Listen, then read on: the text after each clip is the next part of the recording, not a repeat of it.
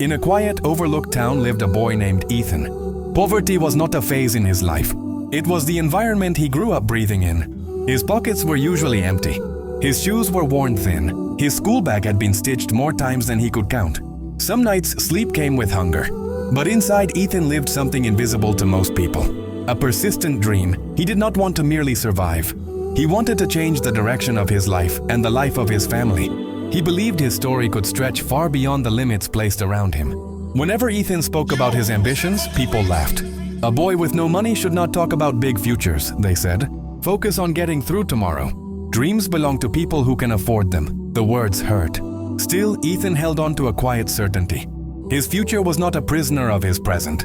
One evening, weighed down by doubt, Ethan sat by a river watching the water move forward without hesitation. An elderly teacher noticed him and stopped. His voice was calm, his presence steady. He asked why such heaviness sat on a young face. Ethan spoke openly. He spoke about poverty, ridicule, and dreams dismissed as foolish. He spoke about being told he was too small for anything meaningful. The teacher listened carefully. Then he took out a small mirror and placed it in Ethan's hands. "Look," he said. Ethan saw his reflection. Tired eyes, a fragile body. "Look again." Ethan stared longer. "Do you see the pain?" the teacher asked. Ethan nodded. "Now look beyond it." Something shifted. Behind the exhaustion, Ethan sensed a quiet intensity. A fire that had never gone out. "That fire is belief," the teacher said. "Most people abandon it because others convince them it is useless. If you protect it with discipline and courage, it will guide you even when everything else fails. People will try to cloud your mirror," he continued. "They will tell you that you are not enough. Clean it every day with your actions. Never forget who you are becoming." Ethan carried that lesson with him. From that day, he worked with intention.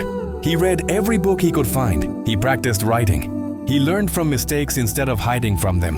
He stopped dreaming about simply passing school and started dreaming about building a different future. Life tested him constantly. His mother's health worsened.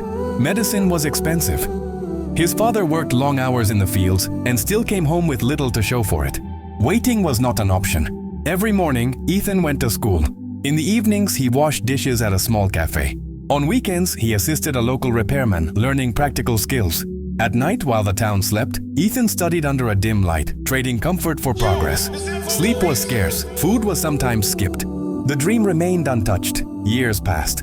With the skills he had learned, Ethan began fixing mobile phones from a small corner. He saved carefully. That corner turned into a shop. The shop expanded. Eventually, he launched his own line of mobile accessories. He worked longer than anyone else. He treated people with respect. He reinvested everything he earned. Growth followed discipline. The same people who once laughed now stood outside his office seeking opportunities. His mother received proper medical care. His father no longer worked under the sun. One day, the old teacher returned. Ethan welcomed him with quiet respect.